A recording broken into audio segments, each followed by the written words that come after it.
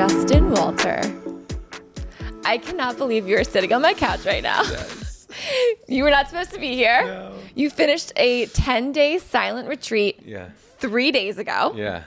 We were supposed to do this conversation remotely, but yesterday you showed up on my doorstep, 3,000 miles away from where you live in Los Angeles, as a surprise. Surprise! I'm here.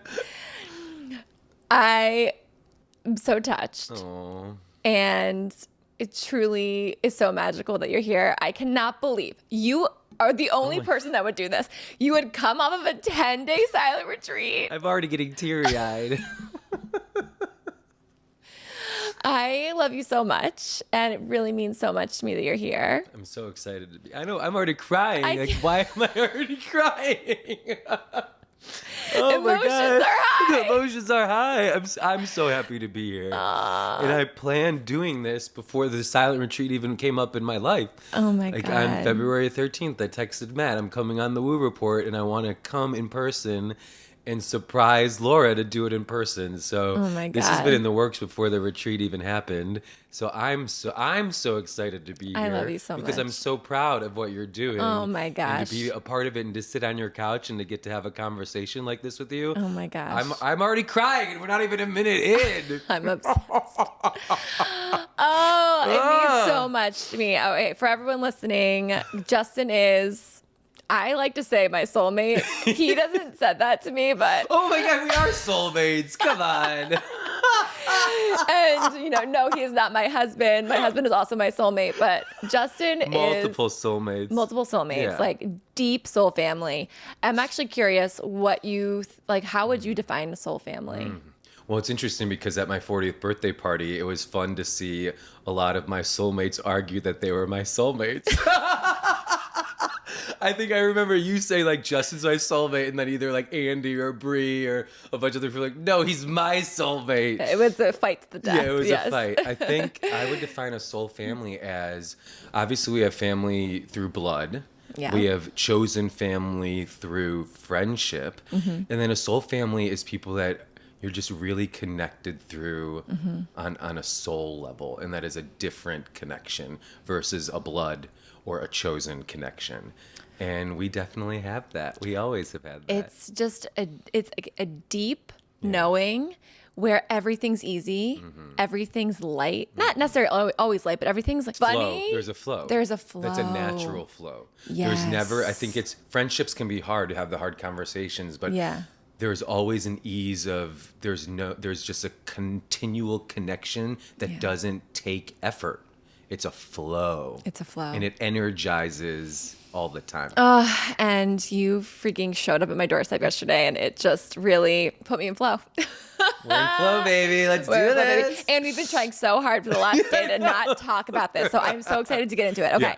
So let's jump in, Sure. Justin. Sure. You went to a 10-day silent retreat. Yeah, 10-day meditation. Silent retreat. How do you feel now? I would say it was the hardest mental thing I've ever done in my life and probably the most transformative experience of my life. It was wild. I went from 0 hours of meditating in my life to throwing myself into 11 hours a day for 10 days. I like to say I went into meditation prison. It was Groundhog's Day, meditation prison, in a sense that we were on a schedule from 4 a.m. to 9 p.m., 17-hour days, where 11 of those hours were dedicated to meditating. And as someone who doesn't meditate, I went into it because I wanted to do something out of my comfort zone. I love and live out of my comfort zone. I was going to say, this is not abnormal for travel. you. Like, that's one of the so tell reasons- everyone what you do. Yeah. So in a nutshell, I have dedicated my life, and my passion, number one passion in life, is connection through travel. Travel as connection, adventure, and travel as transformation. And all of my passions and a lot of my time has been spent traveling the world, and then getting to do that as an on-camera travel expert, as a television producer in the travel space, as a digital content creator. The list can go on, but travel is my passion. And I love it because I think it's the greatest teacher in life. I have grown so much through all of my travels. And what was exciting about this experience is there aren't a lot of experiences anymore that actually make me feel nervous or take me out of my comfort zone. That's because you are swimming with sharks. Yeah. You're sharks. You're jumping out of planes. Yeah. You're literally doing every sort of adventurous, Yes. scary And thing and known one of to the man. reasons I love those type of adventures is because what I've realized is the power of now. When I'm in those adventures and experiences, there's nothing more important than that moment in time. And it's that the power of now, of living in the moment, experiencing life and the beauty and the magic of this world in the moment.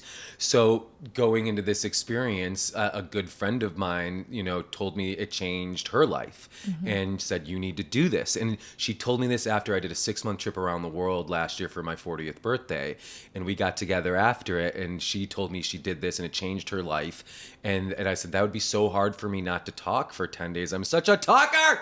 I'm a talker, and I'm a communicator, and I'm a connector with people. And you're a hustler. I'm a Like, you're not hustler. a guy that's sitting around, No. like, hanging on the couch. You are No. doing something. You're going somewhere. Yeah. You're working out. Yeah. You're on a hike. You're Yeah. on an adventure. You're shooting something. You're Yes. traveling. You're on a plane. You're all over the world. I never know where you are. Yeah. So to go for 10 days, I was like, oh my God, that would be so hard for me. I need to do it.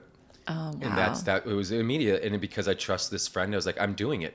And these retreats, it's called their Vipassana. What does that mean? So Vipassana is a specific type of meditation, and it's derived from Buddha. And this specific type, what I didn't realize, if we even go back, is I have tried meditating a lot in my life, and guided meditations, and it never worked for me. It never worked. Where you're sitting with like the Calm app, something's in your ear, Yeah. and you're sitting there and you're trying to be still, and your Yes. mind's wandering, something I like fall that. asleep. Okay, yeah. Get I've seen you fall asleep. I fall asleep. I get distracted in this idea that everyone's like, oh, meditating is so powerful because you become the observer and you watch your thoughts go by, and then you can just like let them pass, or like the river, the leaves, or all these things. And it never worked for me. 40 years old, I did not buy the woo-woo around meditation. And honestly, people would be like, meditation changed my life. I'd kind of roll my eyes like, well, it doesn't do anything for me.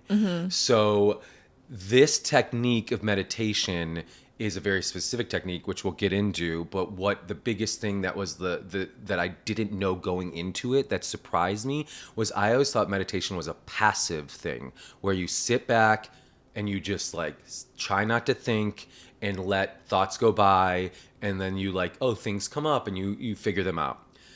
This was an active form of meditation.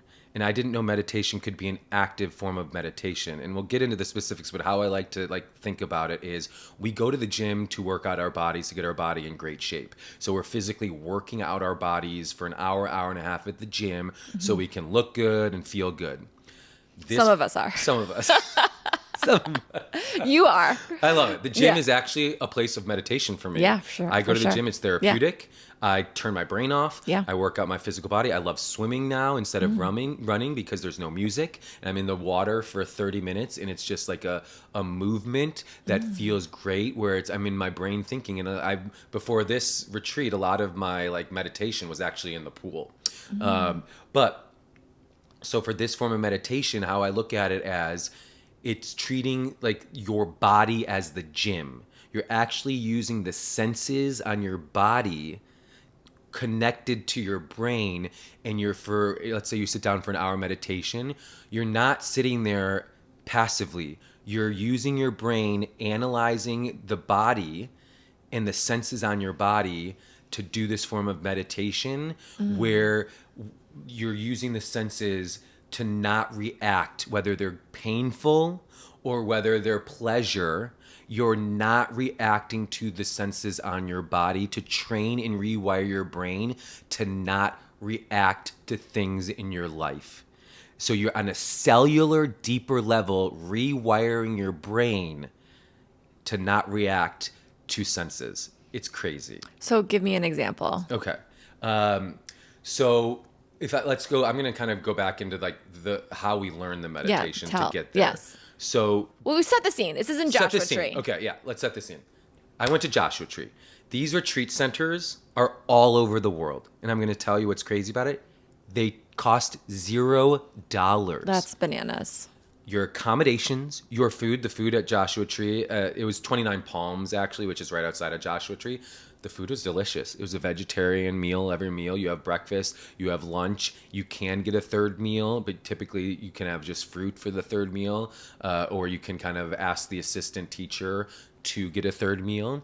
So the food was great. The accommodations are great. It's a safe setting. $0. It's 100% donation based by students that have gone in the past. The guy who founded it, he's like I don't know. Well, he's not a prophet, but he's like, just like such a wise, enlightened person. He wanted the entire network of this form of meditation to be free for anyone that wanted it to improve their life. And the whole goal is to improve happiness, peace, and harmony in your life through a natural form of using your own body to do that. There's no drugs. This is not ayahuasca. There's no therapy. It's literally using your body.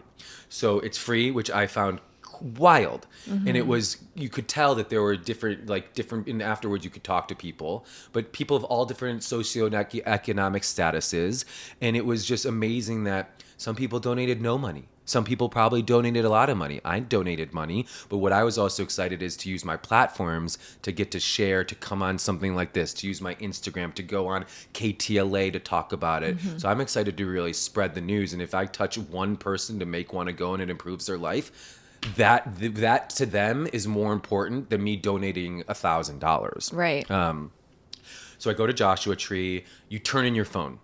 So turned off my phone. Were you okay with this? Were you nervous about this? I wasn't. It was interesting. Like, I use my phone all the time for work, mm-hmm. and we're on our phones all the time, but I wasn't. And I thought the hardest part would be not talking. It wasn't at all. It was easy for me to not talk for 10 days. And there are moments where you're talking.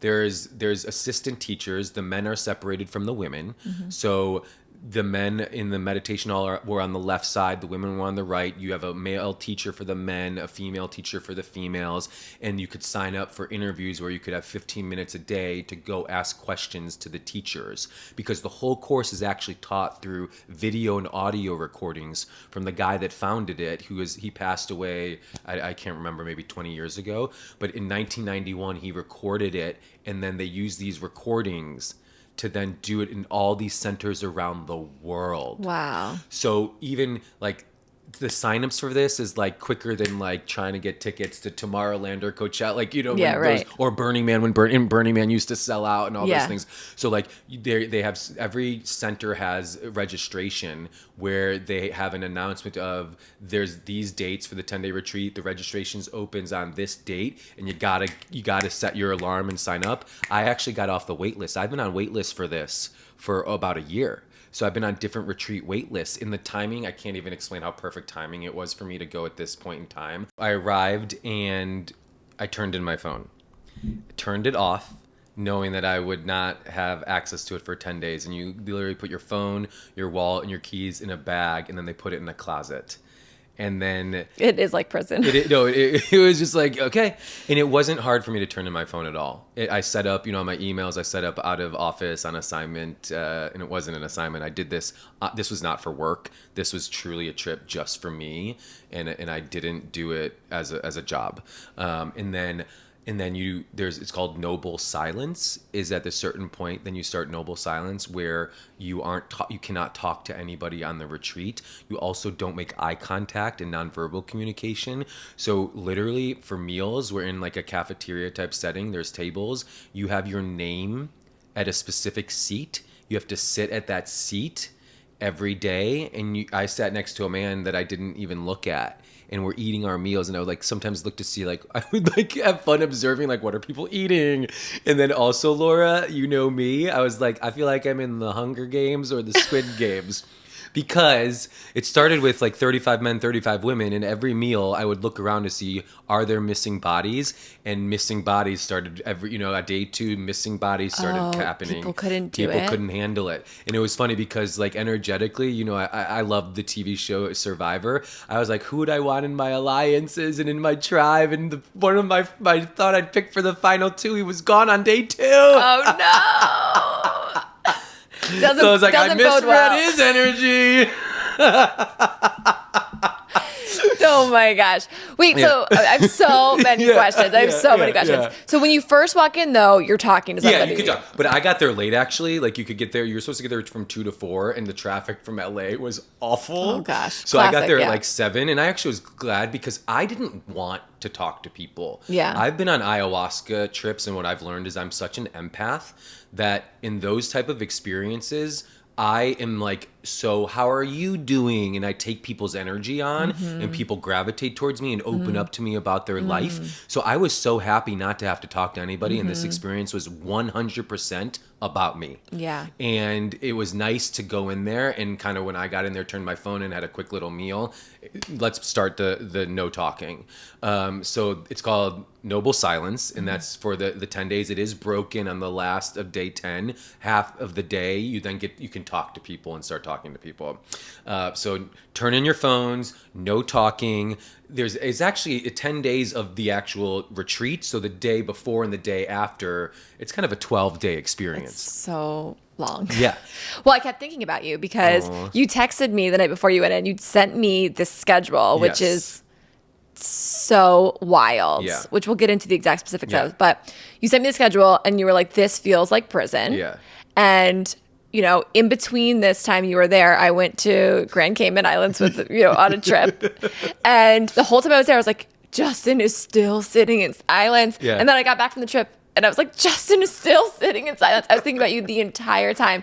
And I couldn't wait. And then I finally got a text from you when you were allowed to have your phone back. And I was so excited to see that you were okay, that it was, you know, it's transformative. And I'm like, shh, don't tell me anything. So I want to hear it on the podcast. One thing that was interesting in not having my phone and kind of being so removed from everything, by the way, you can't bring books, you can't bring notes, you can't journal, nothing. It's 100% designed that you're just living in your own body and brain for 10 days in this experience. And I followed it. Some people probably snuck in journals or books, and no, I followed the rule to a T, which I wanted to. But what was interesting was one of the thoughts, I had so many thoughts, and oh my gosh. So many thoughts, of course, 10 days. One of the things was, you know, being away from the phone and not being able to talk to family and friends, and it was really like, the world goes on without me. Yeah. And it was the realization of life goes on. So because of that, how do I want life to go on while I'm in it? And that was one thing where it was like, I want to have a powerful impact in all of my relationships and in my life and in my job and in my career and everything I do when I'm in it. Because when I'm removed from it, it doesn't matter. It's going to go on without me. So it was just really this moment of like, I want to make the most out of everything I do and everyone I impact, because when I have that opportunity, that's an opportunity that I get only while I'm alive. And the world goes on when I'm not alive. Oh my gosh, I love that so much. When you just said that about your phone, it just triggered a memory for me when we were in Thailand together in 2013. I fully forgot about it until this moment, but this is 2013, and Justin and I went to Thailand and Cambodia, and we shot a web series together. And we went to a Thai boxing match, and I went to pee and pull my pants out. My phone was in my back pocket. It fell into this toilet that already had pee in it. It was so gross. And of course, it's in the toilet, and I put my hand in the toilet and grab the phone and run out. I was like, SOS. And, you know, we're in Thailand, so there's rice everywhere. Yeah. We went to, you know, we got rice. We put it in rice for a couple of days. It did not work. And I was without a phone, and I remember, you know, borrowing your phone to call Matt. But, you know, it was weird to not have a phone. Yeah. Like, now thinking back, the universe is like, get off your phone. It's not about, you know, it's not even about capturing the memories right now. It's about being in the now and being in the moment. 100%. And I didn't miss my phone at all. There was not one moment I cared. Wow. And Laura, you know me, I actually enjoyed not talking. I thought that would be the hardest part. The hardest part was not that. The hardest part was the meditating. Okay, so talk to me about the schedule. Let's get deep into the schedule. Yeah. What time are you waking up? Well, there's a gong that goes off at 4 a.m. And then and you That's do have an early. alarm in your room. They put an alarm in your room. So I actually set my alarm to 4:20. And because if Any special reason it was 4:20? I was like, I'm mentally gonna just, you know, have weed in my mind. No, I needed 10 minutes before 4:30 is when you have to start your first meditation. 4:30 to 6:30 a.m. You're starting your day with a 2-hour meditation. And that was the first day that was so hard for me to get up that early and then to meditate. And there's certain times where you can either meditate in your room or you can meditate in the meditation hall. So you have that option. So now, wait. When you're meditating, so you're up before the morning, you have to sit crisscross applesauce. Or how are you sitting? You don't have to sit that way. You Okay. can sit whatever way you're comfortable. So I chose the 4:30 to 6:31 to do it in my room. And after day 2, I also started taking cold showers in the morning because I needed to wake up, because the first day I was falling asleep and I was like, I don't know how to do this. And the assistant teacher said, splash your face with cold water. And I've gotten into saunas and cold plunges this year. And so I decided I'm just going to only take cold showers while I'm here. And I started only taking cold showers. This is the most aggressive 10 days. You're only taking cold showers? And you know what? I just took a cold shower this morning downstairs. I took a hot one, and then at the last 30 seconds, I take a cold now. I was just talking about this with Lauren Pomerantz on the episode that went out, last week. It was how we don't understand who's taking cold showers, and of course it's you. Well, it's amazing. I would challenge my buddy Brad. Shout out to Brad. He's this badass guru that I met in Ibiza, and he does cold plunges all the time. But he would say, start with 10 seconds at the end of your shower with a cold shower, then go to 15. Try and build up to a minute a day, ending your cold showers with a cold shower. It will change your day. Cold plunges are the best thing you could do, in terms of a sauna, steam room, all that, because it just re-energizes your body and it gets you going for the day. So I would do cold showers, then I would do the 2-hour meditation. And there were mornings, by the way, I did not want to do it. There were times throughout the entire trip I did not want to meditate. Day 6, I broke down. I had to break down. Yeah, of course. I got into my room and I was like, I don't want to effing be here anymore. And I have 4 more days of this. I don't want to meditate. I am so sick of meditating. And so 6:30, then 6:30 to 7 was breakfast. Then 7 to 8 was a rest period. Then 8 to 11, 3 hours meditating, different places. Every day there was an hour in the morning, hour in the afternoon, an hour towards the night where you had to meditate in the meditation hall with the entire group. And it was the assistant teachers in the group. And then at a certain point, I think it was after day 4, it was called something sitting in determination. I can't remember right now. But where you actually, once the hour meditation started, you couldn't move. So if you sat crisscross applesauce, you couldn't move. The challenge was you cannot move for this full hour. It's strong determination. Wow. So for, I think it was 6 days, we had to meditate 3 times a day, strong determination, where the position, once it started, that was the position you had to try as much as you could to not move. And what was it doing? It was building up your mental tolerance. It was building up your endurance and your strength. If your ass started hurting or you got a cramp, you could not, the challenge was don't move. And if you did get in a really painful position, you could move. But let me tell you, in all those, I never moved. Wow. And this is a mental Olympics. Yeah. It is a mental marathon. I have never worked out my brain in this way. And that's when we'll get to it. Rewired my brain and changed my life in different ways, in a way that now I look back being like, wow. So, okay. So what is the process of meditation? So you're focusing on your breathing. How do you drop in? Okay.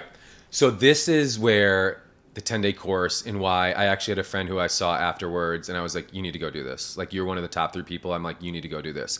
And then she started looking, maybe I'll do a 1 day. No, this form of meditation, you need 10 days to learn it. There's a reason. I actually, Laura, did not fully learn it until day 9 of 10. I don't understand. Okay. So day 9 of 10? So yeah. then you really had 1 day of doing it the right way. I know, right? Okay. So it's really the first 4 days, and I want you to do this. I want you to close your eyes. And don't do this if you're driving. Yeah, don't do this if you're driving. I want you to close your eyes. I want you to breathe in through your nose and breathe out through your nose. We did that for 4 days, 11 hours a day, focusing just on the breath going in and out of your nose. And then building from that, it was, you can open your eyes. I'm like, am I staying in it? Okay. So here's first off, doing that for 4 days was insane. The simplest thing in the world, just focusing on your breath was the hardest thing in the world. Because in the beginning, on day one doing that, the amount of noise in my brain and in everyone's brain is the amount of noise we live with on a daily basis. So our brain is constantly, knots are being tied, distractions are being had, and to just focus on the breath going in the nose, out the nose. Is it going through one nostril? Is it going through two nostrils? Is it changing? And then you start building day 2 and 3. Then you start focusing on, okay, now you're just going to focus on the triangle portion of your nose and the upper part of your lip. By day 4, you're really breathing in and out, but you're trying to focus on the sensation feeling of your, like one point on the upper part of your lip. So you're first building on learning how to just focus on your breath, getting the brain to start focusing on just that. Then you start trying to get the brain to feel one tiny spot in like area on your face, the triangle of your nose. So you're combining breathing with only focusing on the brain centering on that spot on your face. That is the foundation of the 4 days. Literally on day 4, I finally, in one of my afternoon sessions in my bed, I got into the meditative state for the first time in my life, where I was in the zone, breathing, focusing on that part, and I was conscious of like, oh my gosh, I'm actually like meditating. I'm not waking up, I'm not sleeping. And then I was like, I got this. I was like, I got this, I did it. And then the next day they introduced the actual start of the like real Vipassana meditation. And I was pissed because I was like starting from scratch again. And it was just like, ugh, like this is so hard. What's the next part? So once you get the breathing down, and I knew none of this going into it. And I actually think if you go into it blind and you don't know, that's okay. Yeah. But if you go into it knowing this, you're going to be way better prepared to know like what you're expecting. It's then monitoring sensations on your entire body. So it's going from you just focused on learning how to feel your brain, like just focus on your upper lip, to then scanning the entire body, feeling sensations throughout the entire body. This took me 4 days. This took me 5 days to really master and figure out. It's hard. It's hard. But when I also, before I kind of get into that a little bit more, the courses, there's this, the teacher is doing all this stuff, teaching it audio, but every night there's a discourse. So there's an hour and like 15-minute class. So it actually felt like going to school. This was actually one of the best courses I've ever taken. I learned so much, not only about my body, my brain, but about like laws of the universe, natural laws, and like the idea that nothing is permanent, the law of impermanence. And that's the idea of, and I hope I can explain this, that'll make sense. It's like everything is always changing. The body is always changing. The law of impermanence. Nothing is ever permanent. So if we recognize... Change is the only constant. Change is the only constant, right? So if we recognize that there are physical changes constantly going on our body, we can use those on an experiential level to rewire our brain. So if we can really teach our brain that nothing is permanent using our body through an experiential level, not an intellectual level. You can learn all this through a class, through a course, through reading. But if you don't actually teach your brain through experience, you're never going to get it. That's the whole principle of you have to learn on a experiential level by using the changing senses on your body to rewire your brain. And this stuff, I was like, what? That's wild. It's like on a deeper philosophical level that is so simple, but this is what Buddha like figured out as an enlightened one and then wanted to teach people. And also, I'm going to point out, this is a non-religious thing. This has nothing to do with religion. Anyone from any religious sect, anyone from any racial background, this is a universal scientific like discovery or principle that if we use our body to figure out, to rewire our brain by monitoring the senses, we can then take it to the next level of what brings misery in our lives, okay?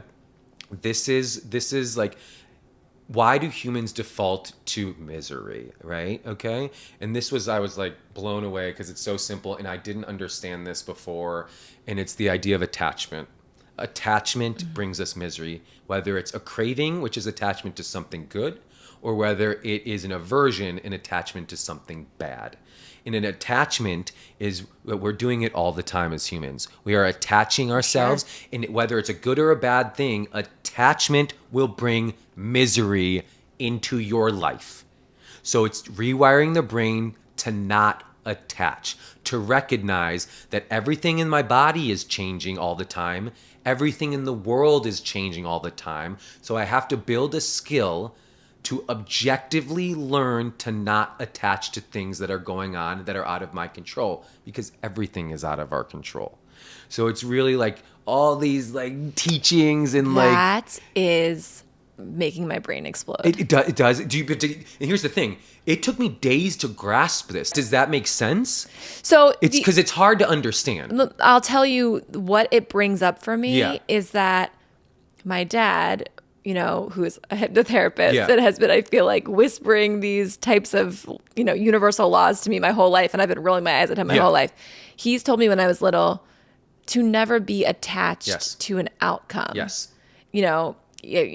Our expectations, we all have expectations. Yes. We have expectations for everything. We have expectations for, your parents have expectations for you when you're a baby. Yep. All these milestones you have expectations for. Then you're going to grow up. Yeah. Then you're going to go to school. Yeah. Then you're going to go to college. You're not going to go. Then you're going to get a job. Like Yeah.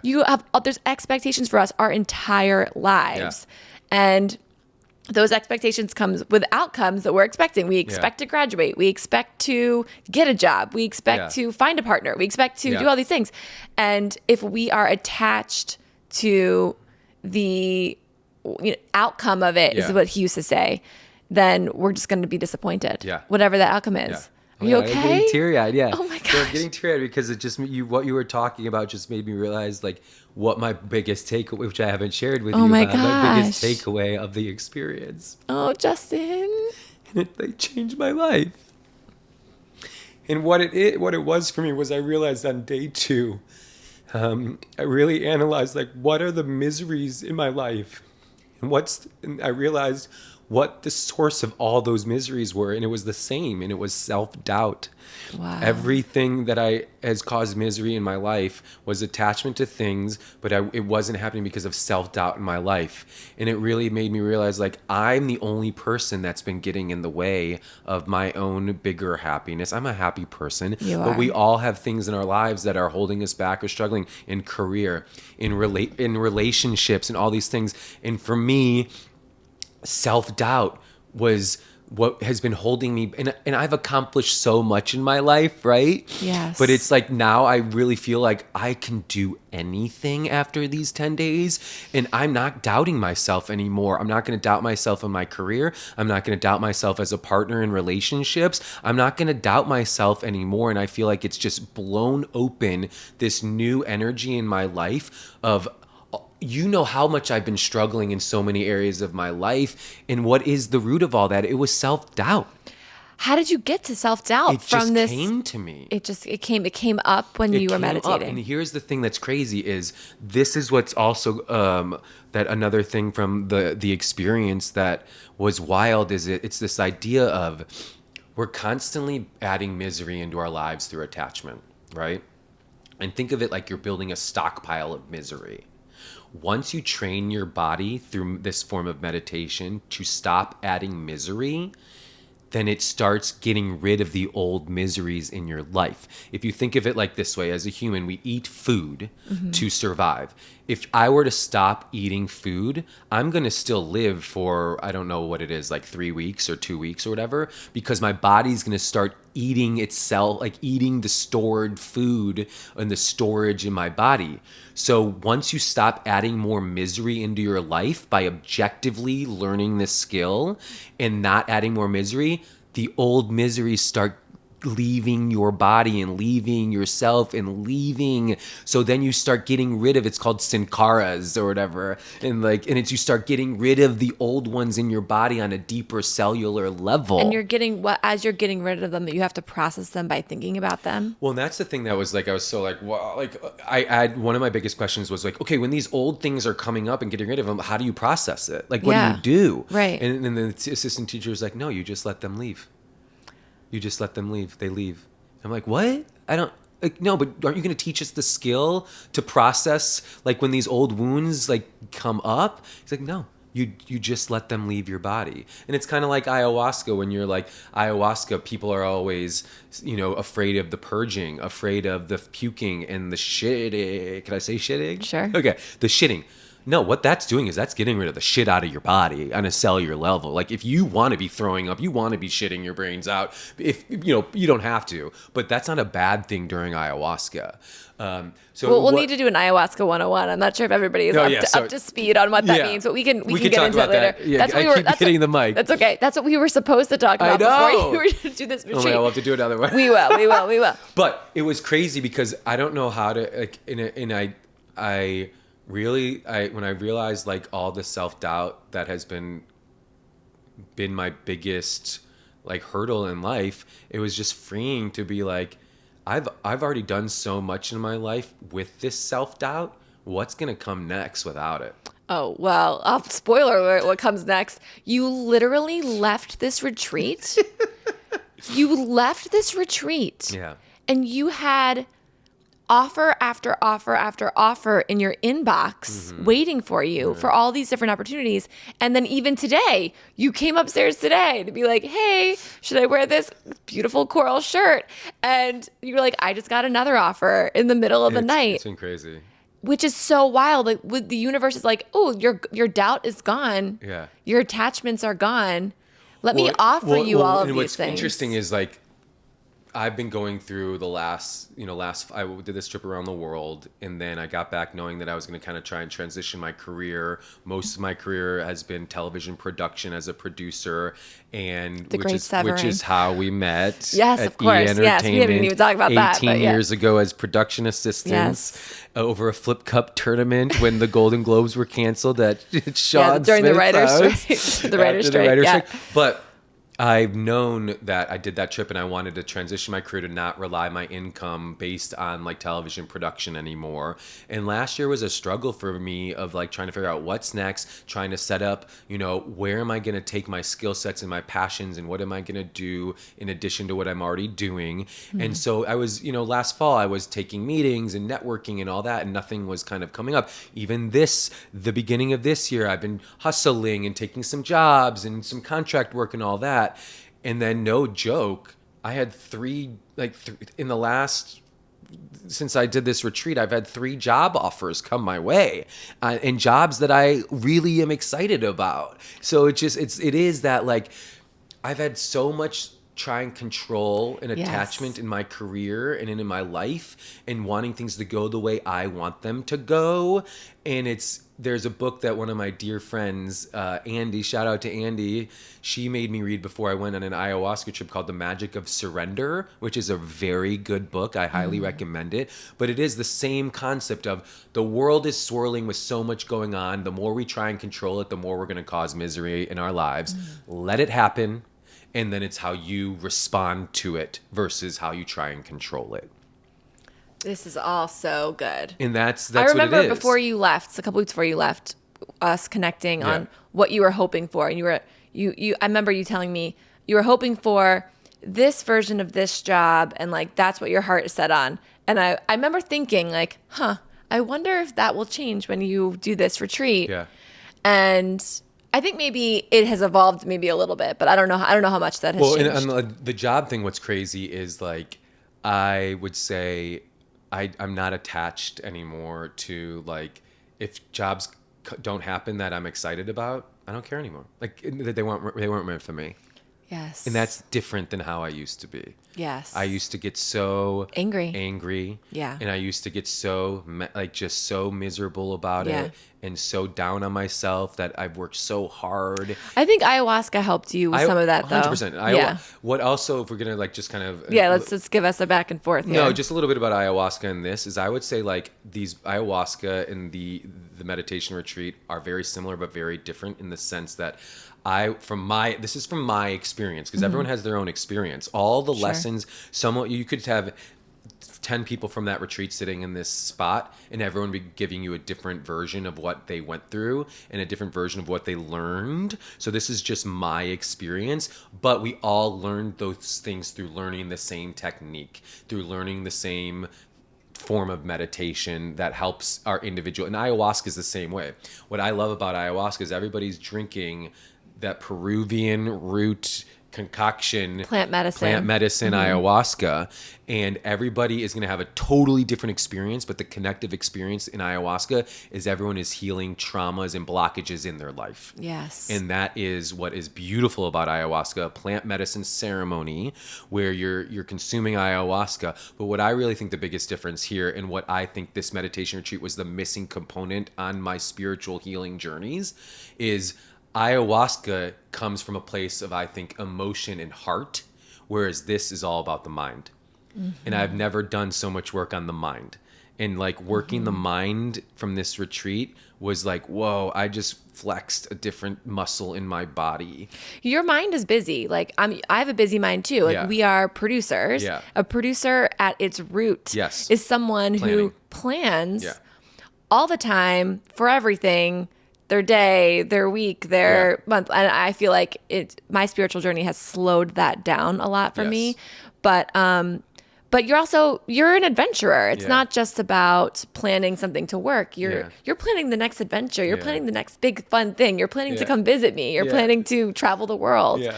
So, that's the part where I'm like, I'm so shocked to see you here 3 days after, because I also was like, I thought maybe you'd be like you maybe would just be meditating at your house then and just like slowing down or, I should have known better, because you slowed down for 10 days. You're like, literally the road runner ready to get out. Well, and that's, I didn't sleep a lot there.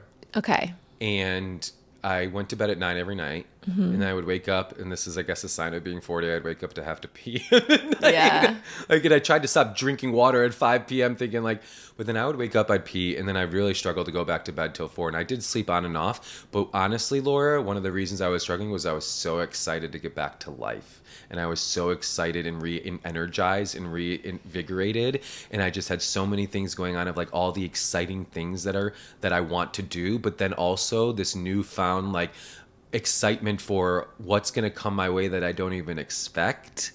And it was just this honestly excitement to get back into life, into living.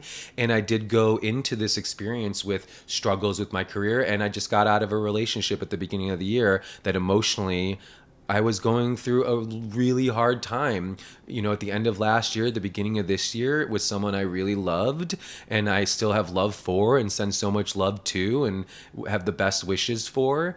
And I went through a lot of emotional healing in the first couple months of this year of doing some plant medicine ceremonies and therapy. And thank you. You were an incredible friend. And to all of my friends that were able to be there. How many times am I going to cry?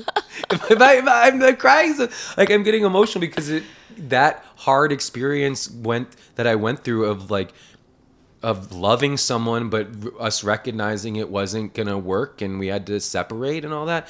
I had so many incredible, beautiful family and friends that stepped up for me in a way that just showed me how loved I am, and it was so beautiful. But it wasn't enough for me to truly kind of move on to the next step of moving on. This helped me. Because you had to heal yourself. This experience it got me ready to move on.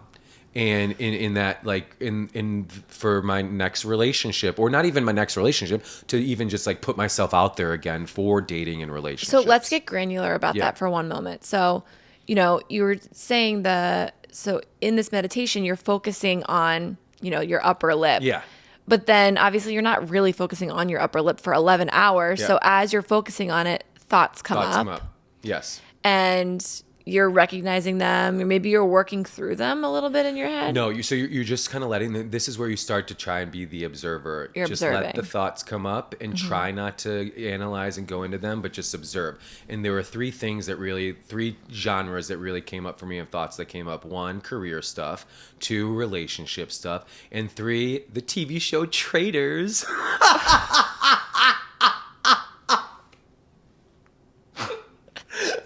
could not get it out of my head. I could not get Traitors, and I was like, People why love is this this show. I don't even watch it. I've never seen it. Okay, it's basically, have you ever played Mafia? I mean, with you, I think a long time so ago. it's basically like the game of Mafia where there's a group of former reality stars that are playing a game. 3 of them are traitors, and everybody's trying to figure out who they are, and they're killing each other off, and like it's a he said she said detective game of who done it, right? But I obviously reality competition shows are such a huge part of my life. Games are a huge part of my life. Survivor is the inspiration that inspired me to travel the world and create this career of adventure. And we played how many drinking Survivor games and all the games. I bring people together through games. Games are such a huge part of my life. But the TV show Traitors kept coming up in my meditations, and I kept thinking of like I hadn't seen the finale because I went in before the finale, and I kept thinking of like moves people were making, and I was like, why am I thinking of Traitors? But then I just let myself think of it because I didn't want to control what was coming up. So so career stuff kept coming up, different aspects of it. My breakup, relationship stuff kept coming up, and it wasn't during the meditation that I was processing. I was just letting it come up, and then afterwards, at different points in time, it kind of like just an evolution of processing and seeing things in different perspectives evolved. Kind of happened naturally. It happened naturally. I didn't force it. I didn't think about it. And it just kind of like, I now see things in a different perspective in my career, in my last relationship. Traitors, no. Did you watch the finale? I did watch the finale. Yeah. Was it what you expected? Yeah. It was so 100%. You psychically knew what happened. But so things are unraveling for you. So imagine this. I think this is one of the best analogies. Your brain is tying knots all the time. This is untying the knots. And that's like, I feel when I left Laura, I felt like such more clarity in my brain. Yeah. And I felt like so many knots had been untied. And one thing, like, yes, the breath thing, and to kind of go back, I know we kind of jumped around, but like the form of meditation, why it took so long to learn is because like, I'm going to talk out loud. I'm going to close my eyes and kind of go through the process of like, the feeling the senses. So it's like start with the top of your head, and this is what you're like mentally going through. Start with the top of your head and then scan the body. Okay, I'm scanning the body using my brain, going down my forehead. If I feel a sensation, I'm not going to react. If I have a pounding, I'm just going to say, oh, I observe a pounding pressure in my forehead. And you can sit there a little bit. Okay, moving down. Oh, there's a tickle on my eye. I'm not going to itch it. I'm just observing it. So you're scanning the body. Oh, there's a buzzing sensation on my upper lip. My lips feel like a tingling. And then you keep going down. Oh, there's a twitch in my chest. So you're just literally scanning the body, observing all the changing sensations that are constantly happening on your body. But instead of like, oh, I'm going to itch that, or oh, I'm going to twitch it, or oh, I have such a headache. Instead of reacting, you're training your brain on an experiential cellular level to not react. Because when we react, you form aversion and you form cravings of clinging and attachment. So that is how the meditation works. That you're scanning the body, feeling all the different changing sensations that we're not noticing during the day. That we're not noticing. If we were when I was just closing my eyes, I was like, ooh, yeah, I do feel a little like tingling. And once you start doing that in the retreat, your brain becomes like a dull knife to a sharp knife. You are sharpening your brain. By the end of it, and there's other phases of you can continue to go on that I didn't get to in this meditation, but like I could close my eyes and like if you're really thinking like what is your brain really thinking about, but then if I'm like, oh, what's the sensation going on in my right glute, then I can now like take my brain there and feel the sense what's going on there. And then you really start your brain can go to anywhere in your body and feel the sensation. And if there's no sensation, this really tripped me up. Like if there were no sensation, I was like, oh, damn, there's no sensation. Like that's bad. No. If there's no sensation, you sit and observe. And if there's no sensation after a minute, you just move on. And that really was hard for me to understand, because I was like, oh my gosh, I'm not, in the beginning, I wasn't getting a lot of sensations, and I was getting mad at myself. And I was mad that as I was scanning my body, I didn't feel anything. My brain was dull. And then like at a certain point on day 8, I said to the assistant teacher, I went and I was like, can I just do it out loud for you? Because and I said, okay, I'm scanning my forehead. I don't feel anything. And then and then I said, I was like, I'm excited to get to my glute because I know there's going to be pain. And he was like, you're doing it wrong. He was like, that is wrong. You're doing it wrong. You should not be looking forward for the sensation. You shouldn't be craving the pain. You shouldn't be craving the sensation. Oh, wow. It's not about finding the sensation on the body. It's about just observing Noticing. what's already there. That was when it clicked for me. I was doing it wrong the whole time because I was looking for the sensations. I was mad when I got to parts of my body that there weren't the sensations. So then when I finally on day 8 went to bed, I was like, holy shit. Everyone has a different process and timeline, but it took me till the night of day 8 to really understand it. And then day 9, I started just scanning my body and letting my brain scan my body and just observing the sensations. And then I got it. That's the form of the meditation. That's it. So thoughts are coming up during that. So it's like it's all happening at once. Yes. Yeah. And you're allowing them, or you're letting them come up. So now I'm just allowing the thoughts to happen, and I'm not analyzing them. I'm not thinking about them. I'm just observing them. And then the skill set in life is to then apply, then how does this happen in life? Like when good things or bad things happen in my life, it's not going to be, don't react right away. And it's more like objectively assess the situation and objectively like think about it versus having a charged reaction. And one thing I said to him at one of my, I was the person that went and asked the most questions. I signed up every day for interviews, and no one's shocked. But if I didn't, I don't know if I would have gotten it correctly. Right. I needed that, right? Because I'm such a curious. You're a student. I'm a student, right? And so I went and I said to him, I was like, I'm confused. Like, I'm an emotional person. Are you guys telling me to not be emotional? And he was like, no, be emotional. Like, allow the emotion to come through you, but don't get attached to it. Like, you have to allow the emotion.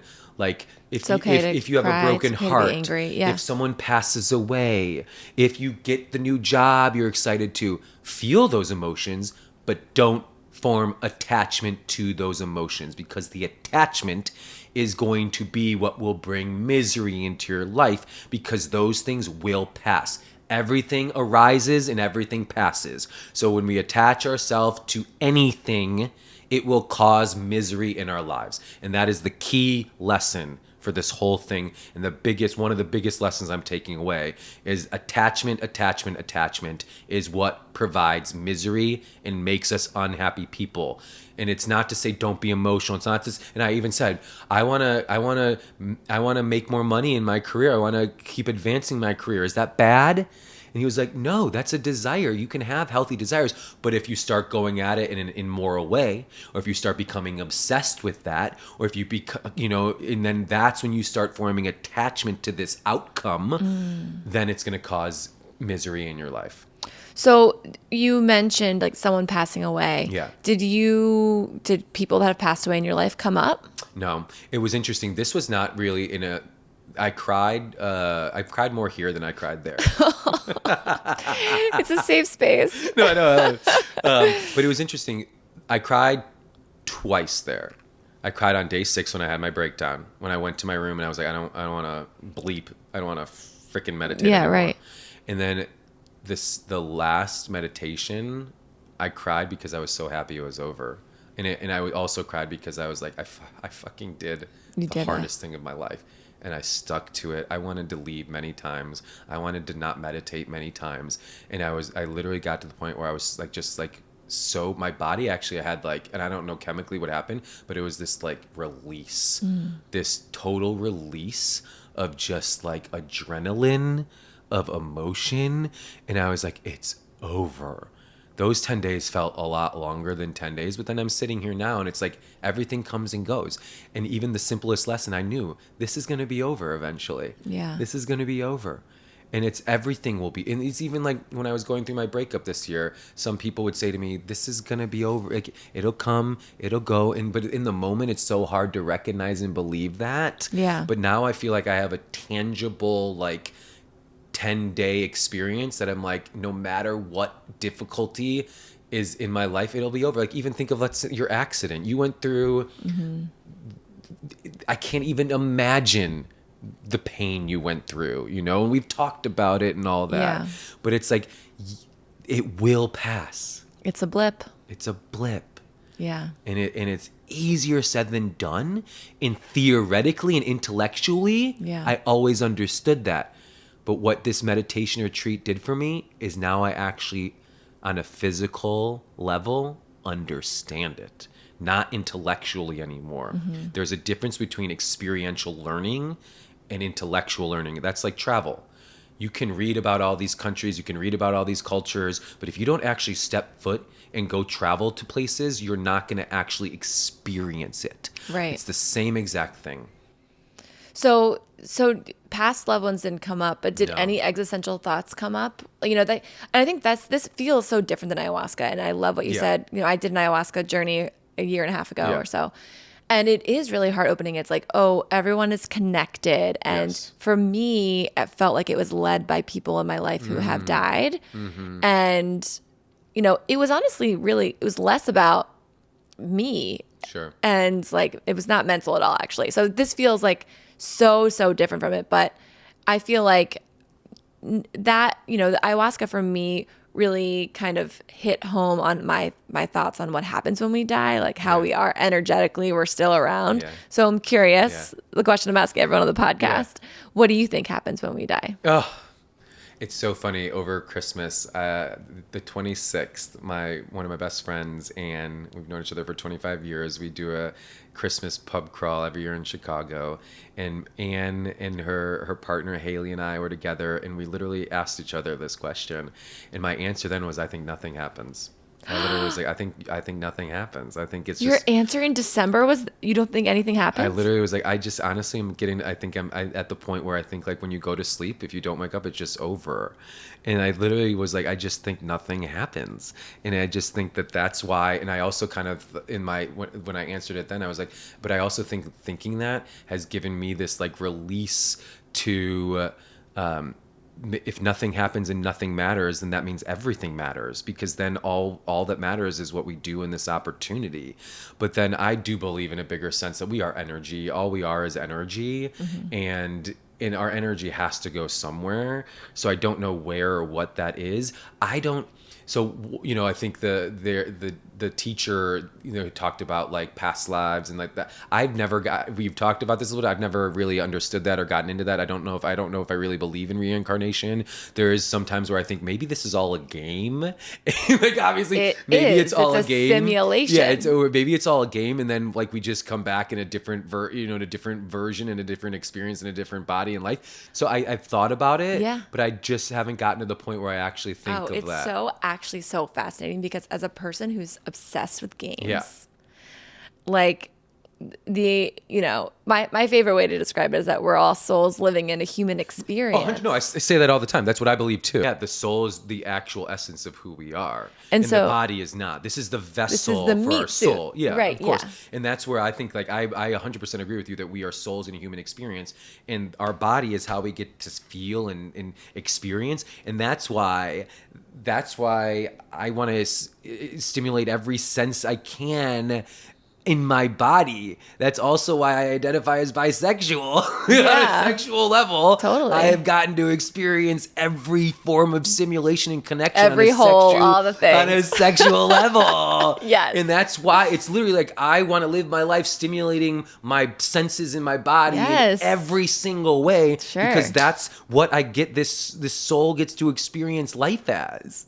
So yeah. So then what happens after? I don't know. That's okay. We don't know. No, I we don't know. know. I know. I'm being aggressive with you because you're my best friend. No, I know. I'm like, I can be. But I'm just like, you know. It feels like you're saying there's something else. So I just don't know. And that's where it's yeah. like when of people course we don't know. and that's where when people are like, oh, we get reincarnated into a different experience. Whereas in the teaching of the course, it's not religious at all. But there was part of the lesson. One of the lessons was like, once your soul, you die, automatically you're put into another experience. And I just have never believed that or thought about that. And maybe one day I will, or I don't know. It's interesting because I'd be curious to hear your thoughts after listening to something like Many Lives, Many Masters or Journey of Souls. Okay, I'll take a look. Journey of Souls is dense, but I think when you start it and you get the vibe of it, and I feel like that was an interesting lesson for me too, like a journey of a soul. Yeah.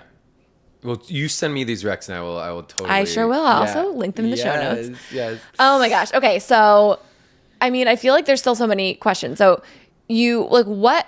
I know we're jumping around, but on day 6, I feel like I need to know what was it that set you off? Yeah, I think day 6 I got to the point where I was I felt like I was in Groundhog's Day of meditation prison. Yeah. And it was just like you literally do the same thing every day for 10 days, and it is exhausting.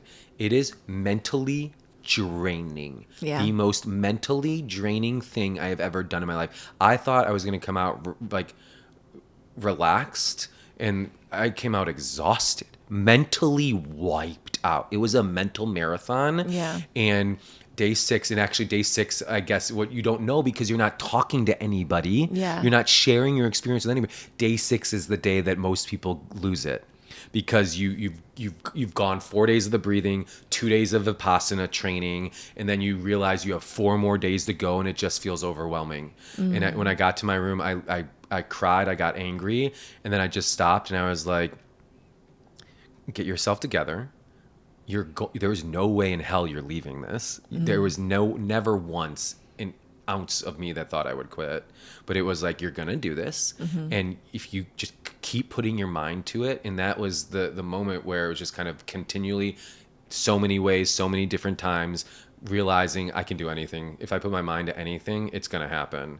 And it is the best lesson of like the truth of going again from theoretically knowing that to experientially knowing that. Mm-hmm. Like I really do feel like I can do anything with my mind now. And I think that the day 6 moment, and everybody had their own breakdown moments, those moments are important moments because it's the moments of, do you choose to stay or do you choose to go? And that's where by the day 10, when I was looking around those seats, there were about like 15 men that had left out of the 35 or so. Mm-hmm. And it was the Squid Games. It was the Hunger Games, Yeah, this is so good for you, of course. Like, you're not leaving voluntarily. Hell no. No, you weren't going to do it. So then you finally crack the case. Yes, on day 9. And then day 9, you are in the zone all day. Did it feel good? No, Did it still feel taxing? No, it always does. Even like I meditate now, they recommend afterwards that you meditate an hour in the morning and an hour at night to continue the practice. I'm so far just doing an hour in the morning. Mm-hmm. And I've done it so far every day. And even today I did the hour in the morning. And I now understand, I think, why people go back, and people do it again, because I can already feel like my brain is way less sharp than it was when I was there. And it still was a healthy practice of going through the senses on my body for an hour, but I was distracted. I was thinking, if I was more distracted this morning, and I'm only 3 days out. Oh, I'm sure you heard my kids like no, I didn't at all. I just smelled that yummy bacon. I did cook bacon. But I was distracted, and I can already see, like, when you're not doing it 11 hours a day, it takes on a different form, but it's still going to be a practice that I go to the gym an hour and a half, 5 days a week. I need to do this an hour a day. This is the gym for my mind. I have put so many hours of my life into my body at the gym that now I'm doing it for my mind. I was also wondering, because you literally jumped into this silent retreat after all of your thirst trap photos. You had been so ripped on your Instagram, and you're like ripped on my Instagram. Then I'm like, okay, you're going to go do a silent retreat where you can't work out. Yeah. You're not eating any like animal protein. Well, by the way, I brought a whole big tub of whey protein powder. Oh, you were allowed to? I asked them if I could. So I was doing 2 scoops in the morning and 2 scoops at night. Oh, that's great. Yeah, and I was doing some stretches and some body weight workouts. Oh, you were allowed to do that? I don't know if you were allowed to, but I did. You did it in your room? I did it because I also realized, like, when I don't move my body, you can't mentally like movement for me is so important, for sure, in an active part of my life. But I wasn't working out with weights. I wasn't doing yoga. Like, you're not allowed. They don't want you doing yoga or anything. I did light stretches and like a few light body weight things. Why no yoga? I think they don't. One thing is, going into it, and I'm glad that I didn't have meditative practices going into it, is they really stress, don't mix practices. Interesting. Yoga is partially a meditative practice. For sure. So they don't want you mixing any other meditative practices, which I think maybe yoga would maybe, I don't know, trigger anything or something. But they really want you, this is a specific technique, and they want you to learn this technique specifically. Interesting. Yeah. And it rewired my brain. Like, rewired my brain. So let's talk about takeaways, because we're already, it's already like an hour and 7 minutes. God, you gotta cut a lot out. I can't. There's nothing to cut out. But tell me, okay, so you're stepping away from it, and let's talk about how did it change you? Yeah, so many takeaways. I think the biggest one that I talked about earlier was this recognizing that self-doubt has been a block in my life, and I'm gonna like work on not doubting myself anymore. Yeah.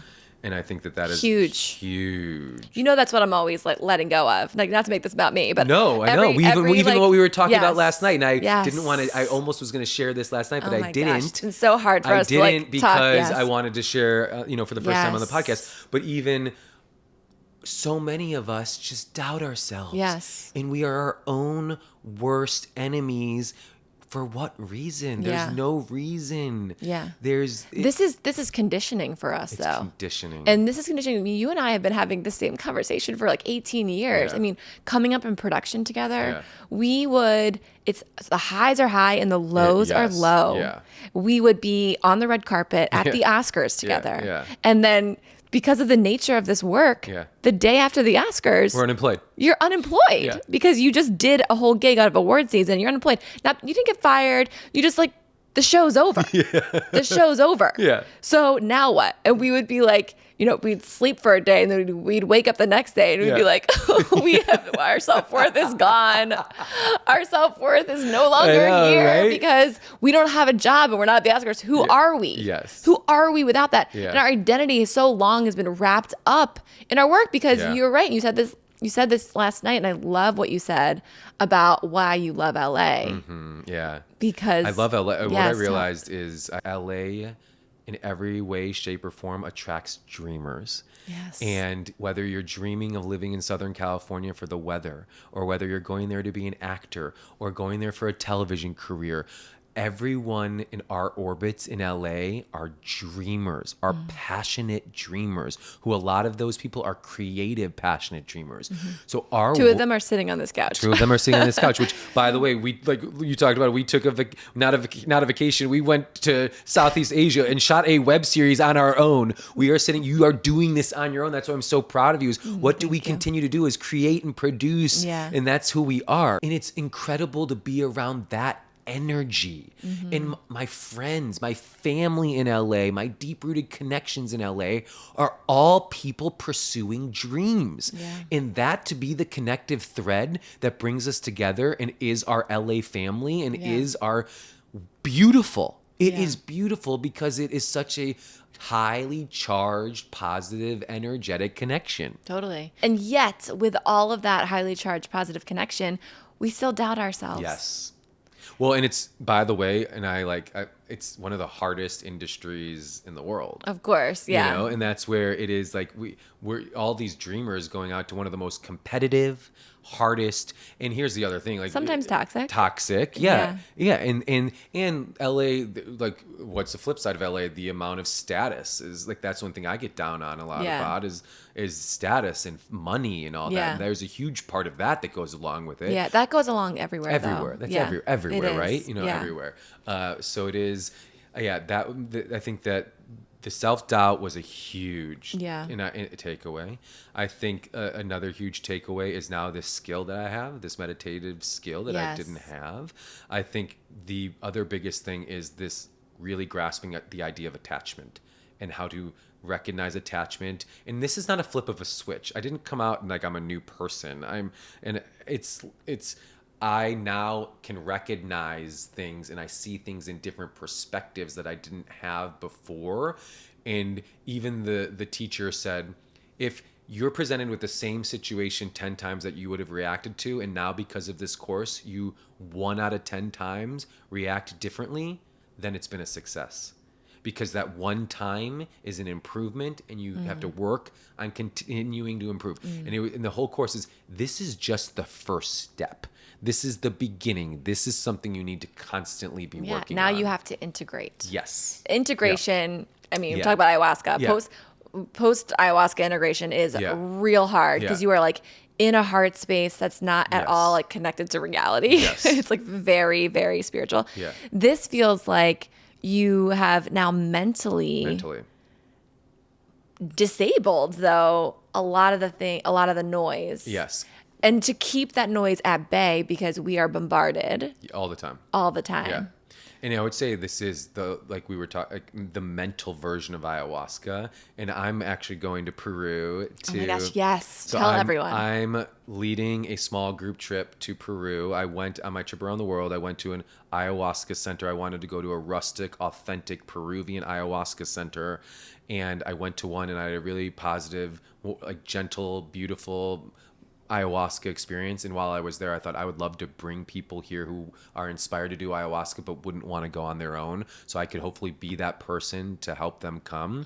So I'm perfect. leading a trip, and what I'm excited about is now to be able to use this meditative practice in my ceremonies to further drop into the ayahuasca experience. Because my issue with ayahuasca is I have a very controlling mind. Wow. And I've done ayahuasca 3 different occasions, and I got great benefits out of it, but I don't think I've ever fully dropped into the full ayahuasca experience because I haven't been able to fully Let go. surrender and Oh let my gosh, yes. So now I'm hoping that with this practice, that combining this ability to mentally Oh my gosh. try and, surrender, that then the ayahuasca experience will also be profound as well. Well, this is perfect because when you get back from that trip, Yes. we can do another podcast. Or And you can talk about I think ayahuasca. the fans should tell Laura to do what she can to come and do an on location woo report. I mean, what I will say is I do plan to do that I know. in November. I know you should. You should do like yes. documenting your experience. Yes, we Great.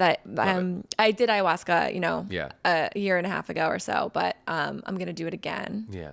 in November with my Yeah. friend Marnie, and I plan to Document all bring that. you with me. Good. Yeah. I love that. I know. Oh my gosh, It's that's such so a wonderful, good. it's such a beautiful experience. So but, good. But I still think it's worth talking about like the 101 of it all. And, because it is so transformational and people have Yeah. so many questions about Yeah. it. Oh, what? Ayahuasca? Yeah. Okay. Yes. I mean, not right now. I was like, oh my God, yeah, we don't have time. We're already over time. Are you kidding me? We don't have time. While you were there, while you were silent, maybe you know this, it was a lunar eclipse. Okay.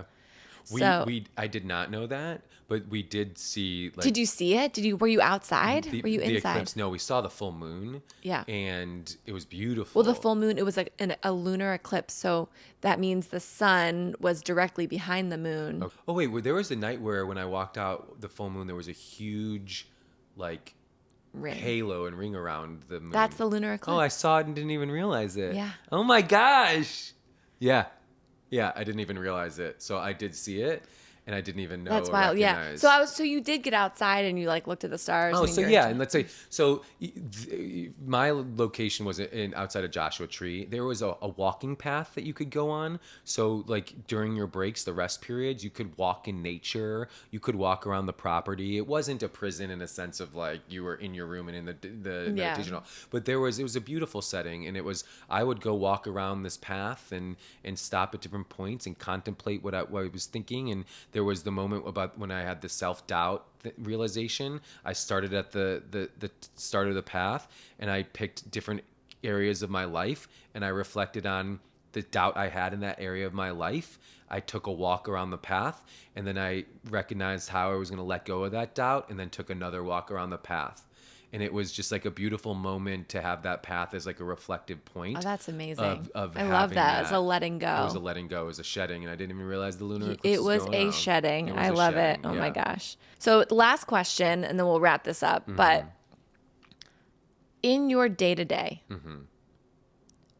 I mean, obviously you're going to wake up in the morning and meditate. Yes. So you're waking up in the morning and you're meditating. What else in your day-to-day are you taking away from this?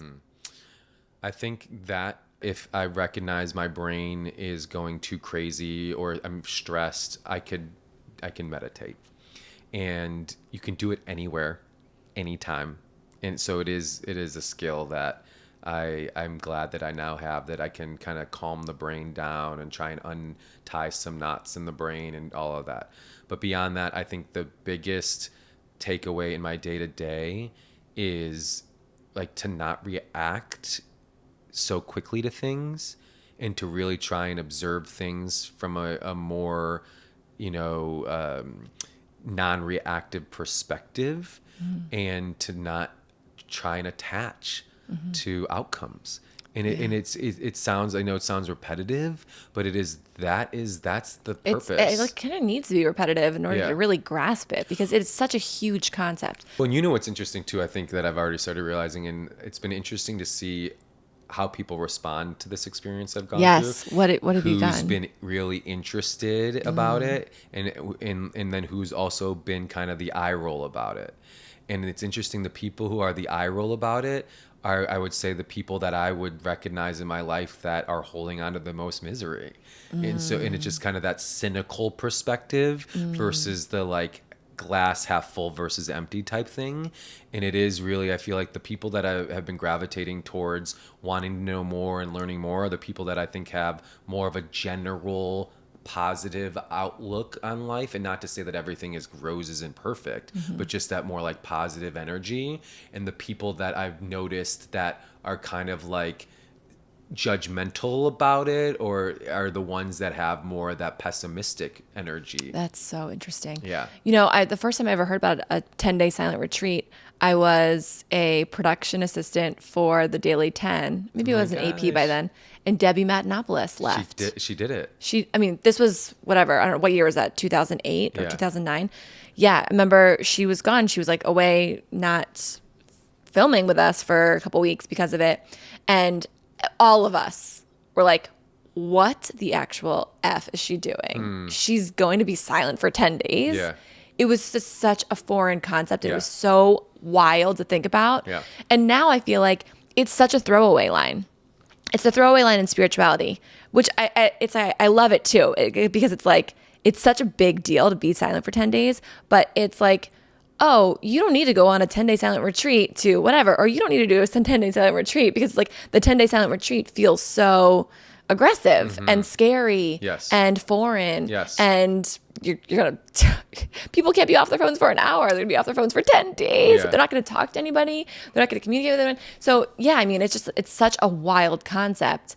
But this is, the constant is that you're coming back, and our friend who went, is coming back saying it was transformative. And I mean, I am so blessed that I've lived a beautiful life of adventure and travel and experiences. All I do in this life is try and live experience to experience and experience, and that is what my purpose. And then to try and inspire people to do that, and in so many ways. And what I'm saying is, I have lived so many incredible experiences. This is at the top of the list. And it is one of the hardest things I've ever done, because I do think this experience is unlike anything I've ever done in my life. I could go and have a travel experience every day of the week, right? Travel experiences are going to be similar in some way, shape, or form. It's new stimulation, it's new people, it's new culture, it's new connections, it's all that. This is unlike anything I have ever done in my life in 40 years. And it is something where if you have an inkling that this might be something for you, explore it. Hit me up, and check out the website, dhamma.org. It has all the centers around the world, and it has how you can sign up. It's free. It's free. It's free. It's free. And it's one of the hardest challenges that no matter what, if you get through it, you will come out, have grown in some way, shape, or form. It might not be anything that I'm talking about, but it's going to be whatever you need. And that's what's beautiful about ayahuasca. Everyone gets out of ayahuasca and this retreat what they need out of it, because we're all living infinitely different human experiences. I have an identical twin brother. What I find so fascinating now is we're identical twins physically, while we are living such different realities. Our lives are completely different. And it's because we are building different life experiences. So if he were to go on this retreat, he would get a completely different takeaway, because it's going to go into your mind, your experiences, and help you get what you need out of it. So that's kind of how I would say, if you're interested or have any questions, look into it. It might be hard. It is going to be it will be hard. Yeah. But what are the times in our lives that we grow the most? When we go through hard times and come out of it on the other side. Amen, baby. From your accident. Sure do. Anyone knows who's lost a loved one. Anyone knows who's been through a heartbreak that broke their heart. Yeah. All these moments that we go through that are the hardest are the ones that actually build character and make us grow in a way that we become stronger and more resilient. And that's what this experience is all about. Woo!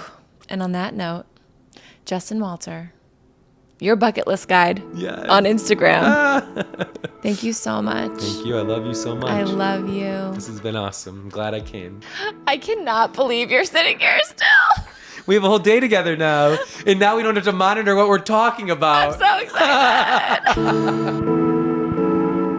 So, are you thinking about doing a 10-day silent retreat? Let me know. And if you have any questions, definitely reach out to Justin. Never miss an episode of The Woo Report by joining the community at thewooreportpodcast.com. Thank you for sharing, rating, following, and subscribing. Even on YouTube, it makes a huge difference. So grateful you're here. Bye.